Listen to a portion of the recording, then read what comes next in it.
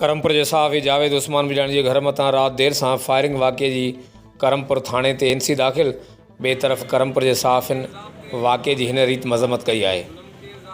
तमामु अफ़सोस सां चवणो पए थो त असांजो ज़िले कश्मीर जेको आहे त नोगो एरिया बणिजी चुको आहे। आए रोज़ वारदातूं, आए रोज़ क़त्ल, शहरी परेशान, ॿहिराड़ी जा माण्हू परेशान, मगर उहे त ग़रीब परेशान ज़रूरु। उन सां गॾोगॾु हाणे जेके धाड़ेल आहिनि नओं तरीक़ो ईजाद कयो आहे। सहाफ़ी कलम जे धणी जेके उहे हक़ सच लिखी आवाज़ ऐवान इक़्तिदार ताईं पहुचाइनि था, उन्हनि जे घरनि मथां फायरिंग कई वञे थी।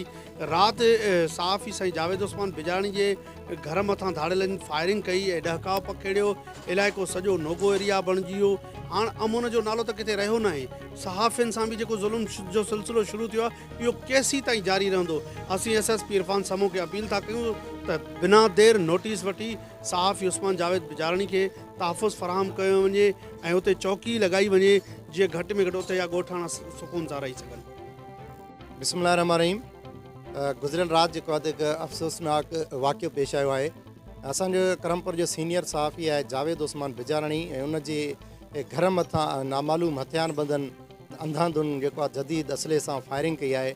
असां इन वाक़े जी सख़्तु लफ़्ज़नि में मज़म्मत कयूं था ऐं SSP कश्मीर खां मुतालबो कयूं था त मुलविस जवाबदारनि खे गिरफ़्तार करे कानून जे कटहरे में आणे ऐं सहाफ़ी खे जेको आहे त तहफ़ुज़ फ़राहम कयो वञे। ईअं अगरि न थियो त ॿी सूरत में असां एहतजाज जे दायरे वधाइण जो हक़ रखूं था। तमामु अफ़सोसनाक सूरत हाल आहे ज़िले कश्मीर में।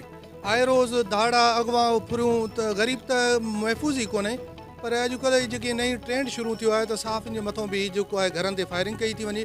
राति बि अहिड़ो ई वाक़ियो पेश आयो आहे। असांजे दोस्त आहे जावेद उस्मान बिजाणी, उनजे घर जे मथां बि अंधाधुन फायरिंग कई वई आहे।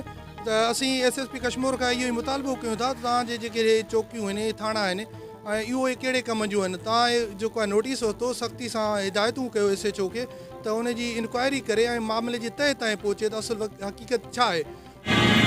जुल्म के ज़ाब्ते हम नहीं मानते, जुल्म के ज़ाब्ते हम नहीं मानते, जुल्म के ज़ाब्ते हम नहीं मानते, जुल्म के ज़ाब्ते हम नहीं मानते।